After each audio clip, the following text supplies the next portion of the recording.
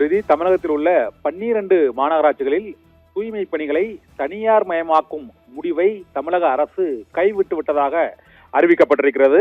இந்த 12 மாநகராட்சிகளிலும் தூய்மை பணிகளை தனியாருக்கு விடுவதற்கான சாத்தியக்கூறு டெண்டர் கோரும் அறிவிப்பை ரத்து செய்து தமிழக அரசு அறிவித்திருக்கிறது. தமிழகம் முழுவதும் தூய்மை பணியாளர்கள் பல்வேறு கட்ட போராட்டங்களை மேற்கொண்டு வந்தார்கள். தனியார் மயமாக்க கூடாது, மாநகராட்சி தூய்மை பணிகளை தனியாரிடம் ஒப்படைக்க கூடாது என்று பல்வேறு சங்கங்கள், அரசியல் கட்சிகளும் போராட்டம் நடத்தி வந்தன. இந்த போராட்டங்களில் உள்ள நியாயங்களையும் மற்றும் அந்த கோரிக்கைகளையும் ஏற்று தமிழக அரசு தமிழகம் முழுவதும் உள்ள 12 மாநகராட்சிகளிலும் தூய்மை பணியை தனியாரிடம் ஒப்படைக்கும் அந்த டெண்டர் முடிவை ரத்து செய்திருக்கிறது. இதனால் மாநகராட்சிகளில் தூய்மை பணியை தனியார் மயமாக்கும் அந்த முடிவை கைவிட்டு விட்டதாக தமிழக அரசு அறிவித்திருப்பது மிக முக்கியமான ஒரு முடிவாக கருதப்படுகிறது. தமிழகத்தில் சென்னை, மதுரை, கோவை, திருச்சி, சேலம் மற்றும் திருநெல்வேலி, தஞ்சாவூர், வேலூர், திருப்பூர், நாமக்கல், ஆவடி, ஓசூர் உள்ளிட்ட 12 மாநகராட்சிகளிலும் தூய்மை பணிகள் முழுமையாக தனியாரிடம் ஒப்படைக்கப்படும் என அறிவிக்கப்பட்டிருந்தது.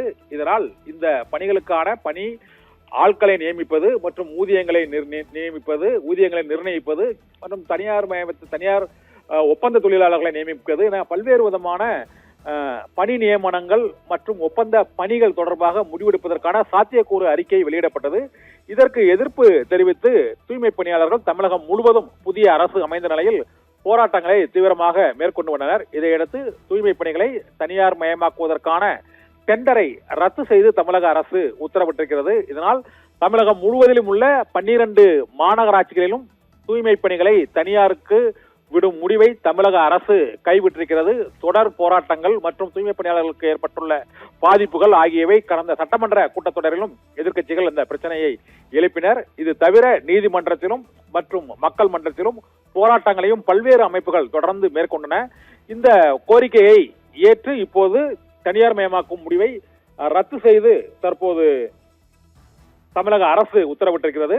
இந்த 12 மாநகராட்சிகளிலும் தூய்மை பணிகளை தனியார் பங்களிப்பு முறையில் மேற்கொள்ளப்பட்ட அந்த டெண்டர் மட்டும் இப்பொழுது ரத்து செய்யப்பட்டிருப்பதாக அறிவிக்கப்பட்டிருக்கிறது. இது தொடர்பான தமிழக அரசின் அதிகாரப்பூர்வ அறிவிப்பு இன்னும் சில நாட்களில் வெளியாக கூடும் என எதிர்பார்க்கப்படுகிறது. ஒட்டுமொத்தமாக தனியார் மயமாக்கும் முடிவை கைவிட்டு விட்டதாக இந்த டெண்டர் ரத்து மூலமாக தெரிய வருகிறது. இருந்த போதிலும் தமிழக அரசு ஒட்டுமொத்தமாக தனியார் மயமாக்கும் முடிவை கைவிட்டு விட்டதாக அறிவிப்பு அரசு தரப்பில் அதிகாரப்பூர்வமாக வெளியிடப்பட்டு அது அரசிதழில் வெளியிடப்பட்ட பின்னரே ஒட்டுமொத்த மாநகராட்சிகளிலும் தூய்மை பணிகளை அரசே ஏற்று நடத்தும் என எதிர்பார்க்கப்படுகிறது.